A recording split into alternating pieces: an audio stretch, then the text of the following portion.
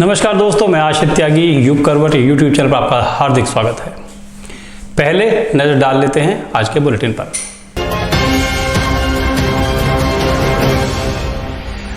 उत्तरकाशी के टनल हादसे में राहत और बचाव का कार्य जारी है। यहां एनडीआरएफ, एसडीआरएफ के साथ सेना भी काम कर रही है। केंद्रीय मंत्री वीके सिंह भी आज हादसा स्थल पर पहुंचे। उन्होंने वहां राहत और बचाव कार्य की समीक्षा की। यमुनोत्री राष्ट्रीय राजमार्ग पर सिलक्यारा के डांडल गांव के बीच निर्माणाधीन सुरंग में बीते रविवार तड़के हुए हादसे में 40 मजदूर फंसे हुए हैं। मजदूरों को बचाने के लिए रेस्क्यू ऑपरेशन जारी है। आज केंद्रीय मंत्री वीके सिंह उत्तरकाशी साइट पर पहुंचे। यहां उन्होंने बचाव अभियान का जायजा लिया। उन्होंने कहा कि काम चल रहा है, चीज़ें भेज दी गई हैं, हम अपनी तरफ से पूरी कोशिश कर रहे हैं। देखिए, काम चल रहा है। हमें पूरी उम्मीद है जितना जल्दी काम शुरू हो, इसी आशा के लिए हम सब लोग देख रहे हैं। अपनी तरफ से पूरी कोशिश चल रही है। साइट के निरीक्षण के बाद केंद्रीय मंत्री वीके सिंह ने अभियान को लेकर अधिकारियों के साथ समीक्षा भी की। टनल साइट पर नई जैक और पुश अर्थ ऑगर मशीन के इंस्टॉलेशन का काम पूरा हो गया है। जल्दी ही ड्रिलिंग शुरू हो जाएगी। राहत और बचाव मिशन के प्रभारी कर्नल दीपक पाटिल का कहना है कि अमेरिका में बनी jack and push earth auger machine पुरानी मशीन से काफ़ी एडवांस है, जो काफ़ी तेज़ी से काम करेगी। वायुसेना, थल सेना भी बचाव अभियान में काम कर रही है। ब्यूरो रिपोर्ट, युग करवट। उत्तर प्रदेश के मुख्यमंत्री योगी आदित्यनाथ राजस्थान में भाजपा के लिए प्रचार कर रहे हैं। इस दौरान एक जनसभा को संबोधित करते हुए उन्होंने कहा कि देश के संसाधनों पर पहला अधिकार गरीब, किसान, वंचितों और महिलाओं का है। कांग्रेस एक ही बात करती थी कि देश के संसाधनों पर पहला अधिकार मुसलमानों का है, बोलती थी ना, यही तो बोलती थी ना। और भाइयों बहनों, मोदी जी ने कहा देश के संसाधनों पर पहला अधिकार गरीब का है, किसान का है, नौजवान का है, महिलाओं का है, दलित का है, वंचित का है, पिछड़े लोगों का है, समाज के हर तबके का है। और इसके लिए उन्होंने नारा दिया, सबका साथ, सबका विकास। भाइयों बहनों, सबका साथ और सबका विकास का नारा ही है राम राज्य की अवधारणा। 7 नवंबर को गाजियाबाद के इंदिरापुरम में करीब 9.5 लाख रुपए लूट लिए गए थे। लूट की यह घटना पेट्रोल पंप कर्मी के साथ हुई थी। बताया जा रहा है कि लूट की योजना पेट्रोल पंप के पूर्व कर्मचारी ने अपने भाई और दोस्त के साथ मिलकर रची थी। घटना के मुख्य आरोपी को गिरफ्तार कर लिया गया है। गाजियाबाद कमिश्नरेट पुलिस हिरासत में खड़े ये तीनों वही लुटेरे हैं जिन्होंने 7 नवंबर को गाजियाबाद में पेट्रोल पंप कर्मचारी से तकरीबन 9.5 लाख रुपए लूट लिए थे। ये घटना इंदिरापुरम थाना क्षेत्र के मंगल चौक पर हुई थी। इस घटना के मुख्य आरोपी अभिषेक को गिरफ्तार कर लिया गया है। इंदिरापुरम क्षेत्र में एक पेट्रोल पंप से कैश लेकर जा रहे कर्मियों के साथ लूट हुई थी, जिसमें लगभग 9.5 लाख की लूट थी, जिसमें पुलिस द्वारा 5 अभियुक्तों को गिरफ्तार करके न्यायिक हिरासत में भेज दिया गया था। इसके अतिरिक्त घटना में जो एक मुख्य अभियुक्त था, जिसका नाम अभिषेक उर्फ लेपर्ड है, जो कि जो वाहन जिससे लूट हुई थी उसको चला भी रहा था, उसको पुलिस ने गिरफ्तार किया है। उसके कब्जे से 1,70,000 रुपये बरामद हुए हैं। साथ ही उससे पूछताछ में ये निकल कर आया कि उक्त पेट्रोल पंप पे कार्य करने वाला एक दूसरा व्यक्ति सागर, जिसका नाम है, वो उसने इसमें प्लानिंग में मदद की थी। इस घटना में शामिल रहे 3 आरोपी 11 नवंबर को गिरफ्तार किए जा चुके हैं। 2 आरोपी सगे भाई हैं जो पेट्रोल पंप पर ही नौकरी करते थे। 2 आरोपी कुछ समय से बेरोजगार थे। पैसे की जरूरत में उन्हें लुटेरा बना दिया। ब्यूरो रिपोर्ट, युग करवट। पूर्वांचल का प्रमुख त्योहार छठ कल से शुरू होगा। हिंडन किनारे पूजा की वेदी बननी शुरू हो गई हैं, लेकिन नदी में जल कुंभी की भरमार है, जिससे लोग निराश हैं। पर्व की तैयारी में आस्था के साथ साथ देशभक्ति भी देखी जा सकती है। नहाए खाए के साथ कल से छठ पूजा पर्व शुरू होने जा रहा है। हजारों की संख्या में छठ व्रती हिंडन घाट सहित अस्थायी घाटों, सोसाइटियों में सूर्य को अर्घ्य देंगी। छठ व्रतियों की सबसे अधिक संख्या हिंडन पर ही उमड़ती है, जिसे लेकर पूर्वांचल समाज के साथ साथ जिला प्रशासन, नगर निगम कई दिन से तैयारी में जुटा है, लेकिन इन तैयारियों का आज तक कोई खास असर दिखाई नहीं दिया। हिंडन में पानी तो पर्याप्त मात्रा में है, लेकिन नदी में जलकुंभ भी अटी पड़ी है, पानी भी गंदा है। नदी में अभी तक सफाई न होने से पूर्वांचल समाज के लोगों में नाराज़गी दिखाई दे रही है। हालांकि लोगों ने पूजा वेदी, घाटों की साफ सफाई का काम शुरू कर दिया है, लेकिन मुख्य कार्य अर्घ देने का है, जिसमें व्रतियों को गंदे जल में खड़े होने को मजबूर होना पड़ेगा। हालांकि नगर निगम का दावा है कि अर्घ देने से पहले ही नदी की सफाई करा दी जाएगी। 19 नवंबर को अस्तांचल सूर्य को अर्घ दिया जाएगा, 20 नवंबर को उगते सूर्य को अर्घ दिया जाएगा। घाटों की मरम्मत कर उनके रंग रोगन का काम चल रहा है, शिविर लगाए जा चुके हैं। हिंडन नदी पर लोग जो विधि तैयार कर रहे हैं, उसमें आस्था के साथ साथ देशभक्ति का जज्बा भी दिखाई दे रहा है। बड़ी संख्या में पूजा विधियों को तिरंगे रंग में रंगा गया है। हिंडन पर तिरंगे रंग में रंगी पूजा विधि का अलग ही नज़ारा दिख रहा है। ब्यूरो रिपोर्ट, न्यू करवट। गाजियाबाद में साहिबाद इलाके में एक 6 साल की बच्ची के साथ दुष्कर्म का प्रयास किया गया। दुष्कर्म का आरोप 16 वर्ष के युवक पर लगा है, जो उसका पड़ोसी है, जिसको गिरफ्तार कर लिया गया है। 15/11/2023 को चौकी क्षेत्र सीमा थाना साहिबाबाद में एक परिजन द्वारा आकर सूचना दी गई कि उनकी 6 वर्षीय बच्ची के द्वारा पड़ोस में रहने वाले 16 वर्षीय लड़के के द्वारा गलत कार्य करने का प्रयास किया गया। इस सूचना पर पुलिस द्वारा तत्काल अभियोग पंजीकृत कर लिया गया तथा उक्त बाल अपचारी को गिरफ्तार कर लिया गया है तथा अन्य वैधानिक कार्रवाई की जा रही है। ये थी कुछ खास खबरें। अब खबरों का पोस्टमार्टम।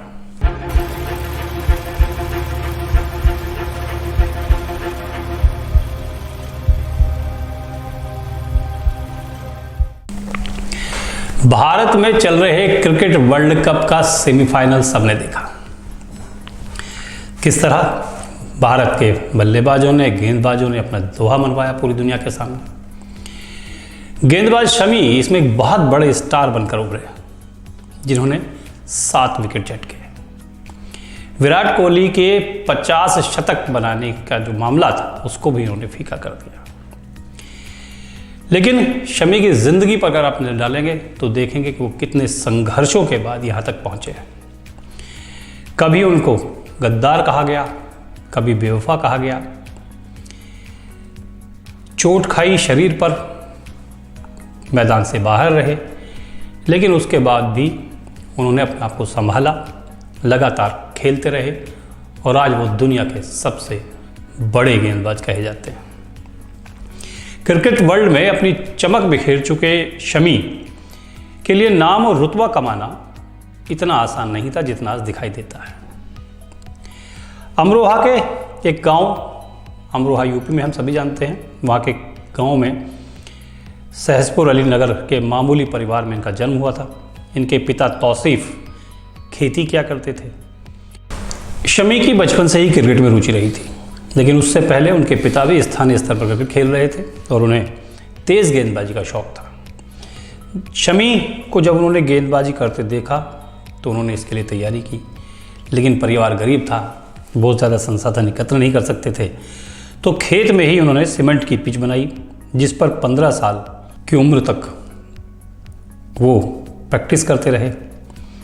फिर तौसीफ ने अपने बेटे शमी का दाखिला उत्तर प्रदेश क्रिकेट एकेडमी में करा दिया, लेकिन अंडर 19 में उनका सिलेक्शन नहीं हो पाया। इससे पिता समेत पूरे परिवार का दिल टूट गया, लेकिन उनके कोच ने उनको कोलकाता भेज दिया। शमी ने कोच की सलाह पर डलहौजी क्रिकेट क्लब के लिए खेलना शुरू किया। बंगाल क्रिकेट एसोसिएशन के पूर्व सचिव सचिन देवव्रत ने उनको मोहन बगान क्लब भेज दिया।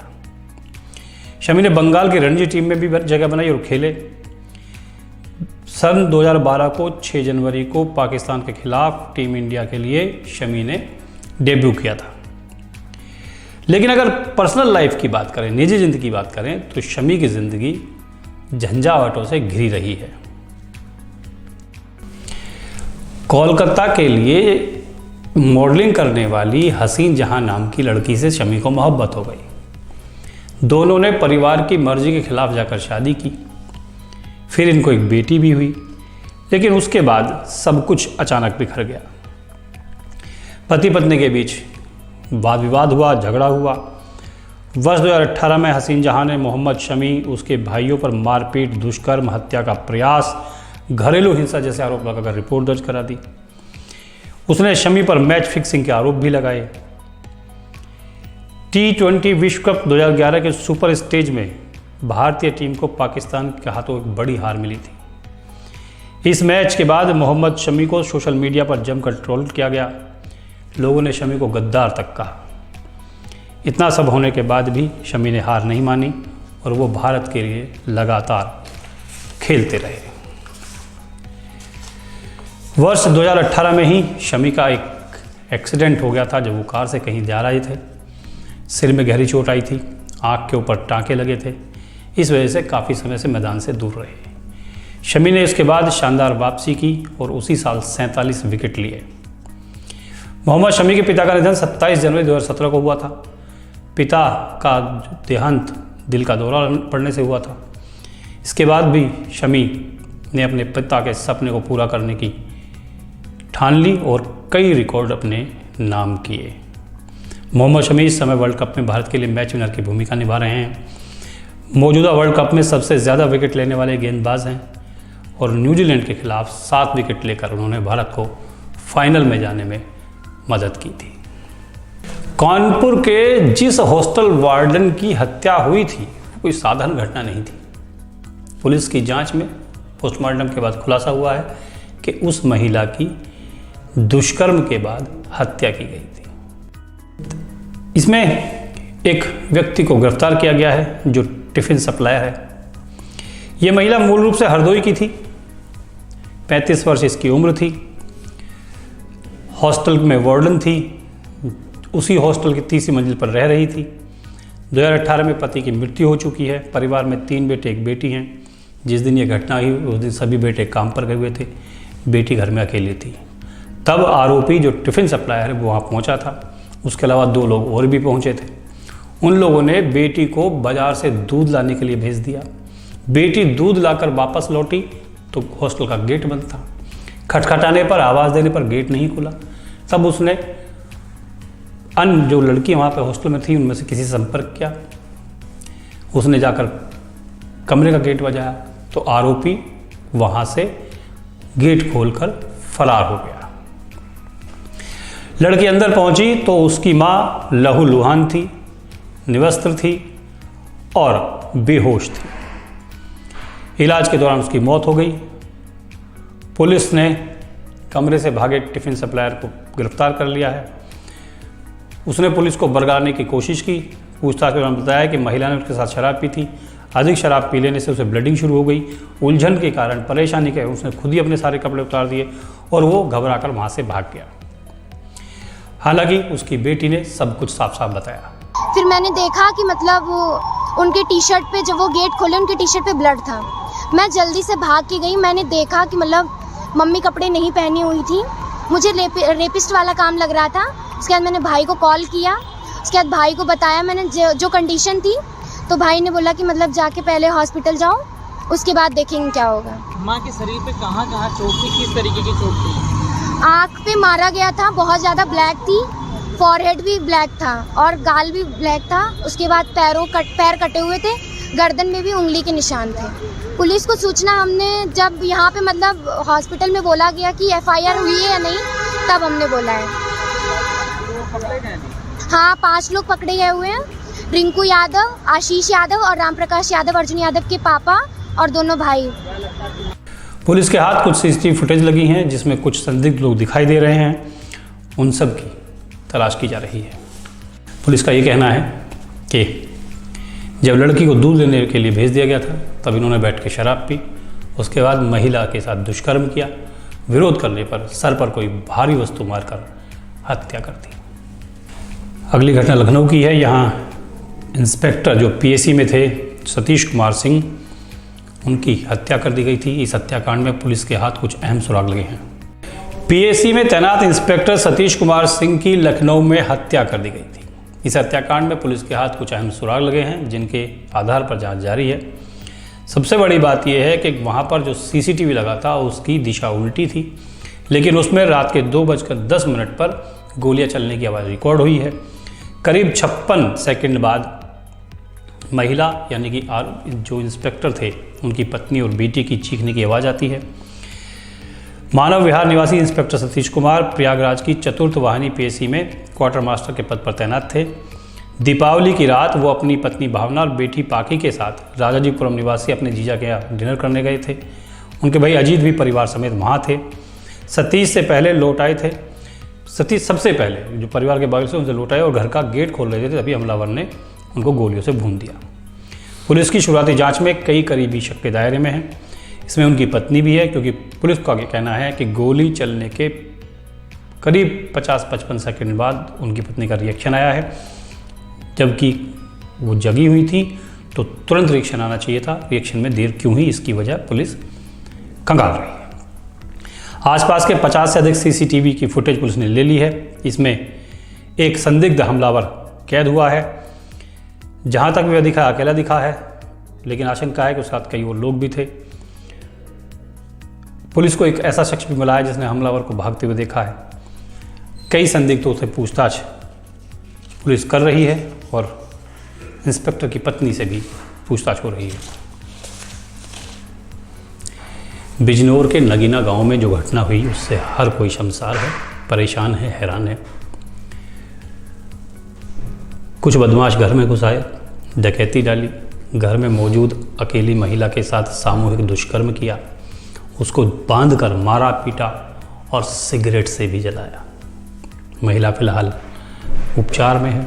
सबसे बड़ी बात यह है कि इसी घर में 28 दिन पहले भी डकैती की घटना हुई थी, लेकिन पुलिस ने उस मामले में कोई कार्रवाई नहीं की। ये एक थोक व्यापारी का घर है। 19 अक्टूबर को भी यहाँ पर व्यापारी और उसकी पत्नी को बंधक बनाकर 80,000 रुपये लूट लिए गए थे। इस वारदात में पुलिस ने रिपोर्ट दर्ज करने के बजाय व्यापारी को वहाँ से भगा दिया था। व्यापारी से ये भी कहा गया था कि घर के आसपास पुलिस की गश्त बढ़ा दी जाएगी, लेकिन ऐसा नहीं हुआ। पुलिस की लापरवाही की वजह से अपराधी के हौसले बुलंद थे और वो दोबारा से उसी घर में घुस गए। इस बार घर पर व्यापारी नहीं था, वो भाई दूज पर अपनी बहन के यहाँ गया हुआ था। घर पर महिला अकेली थी। बदमाशों ने पहले पूरे घर को खंगाला, जेवर, गहने, कैश, सामान, स्कूटी सब लूट ली। उसके बाद महिला के साथ सामूहिक दुष्कर्म किया, फिर उसे बांधकर मारा पीटा और उसके बाद सिगरेट से उसके शरीर को जलाया। कई जगह दागा, इसके निशान उसके शरीर पर आज भी हैं। महिला फिलहाल अस्पताल में है। थाना स्तर पर जो पुलिसकर्मी हैं वो संदेह के घेरे में है। उनकी लापरवाही उजागर है। उन पर कार्रवाई की तैयारी चल रही है। डोडा जिले के अस्सर इलाके में सड़क हादसे का जो शिकार बस हुई थी, वो बस 3 साल पुरानी थी और वर्ष 2020 के बाद से उसका पंजीकरण था, लेकिन रूट परमिट का नवीनीकरण नहीं था। बिना रूट परमिट के वो बस चलाई जा रही थी। ये बस ओवरलोड भी थी। इसकी क्षमता 42 यात्रियों की है, लेकिन इसमें 55 लोग शामिल थे। इस हादसे के बाद सरकार कई तरह की बातें कर रही है, लेकिन सच यह है कि चिनाब घाटी में सड़कों और यात्री वाहनों की खस्ताहाल स्थिति जो है वो हादसे का मुख्य कारण है। वर्ष 2010 से अगस्त 2023 तक केवल डोडा जिले में 605 लोगों की सड़क हादसे में मौत हुई है। इस साल 66 लोगों की मौत सड़क हादसे में हो चुकी है। वर्ष 2023 में अगस्त तक 23 मौतें दर्ज की गई थी और अब ये बढ़कर संख्या 38 हो गई है। इस हादसे में जो लोग मरे हैं वो सबसे ज़्यादा डोडा जिले के ही रहने वाले हैं। अब एक 3 सदस्यीय कमेटी बनाई गई है जो इस घटना की जांच करेगी, लेकिन सच यही है कि इस एरिए में सड़क हादसों की जो संख्या लगातार बढ़ रही है। इसकी वजह संकरी छोटी सड़कें हैं, तीखे मोड़ हैं और वाहनों की तेज़ रफ्तार है, जिस वजह से सैकड़ों लोग सड़क हादसे में मारे जा रहे हैं। तो आज के लिए बस इतना ही। गाज़ियाबाद और उसके आसपास के तमाम शहरों की प्रमुख खबरों को देखने के लिए देखिए युग करवट यूट्यूब चैनल। अगर आपके आसपास कोई ऐसी घटना होती है, कोई ऐसी शख्सियत है जिसे आप सबके सामने लाना चाहते हैं, तो अपनी वीडियो बनाकर आप हमें व्हाट्सअप कर सकते हैं। युग करवट यूट्यूब चैनल को सब्सक्राइब कीजिए, वीडियो को लाइक कीजिए, शेयर कीजिए और कमेंट करके ज़रूर बताइएगा कि आपको कैसा लगा। नमस्कार।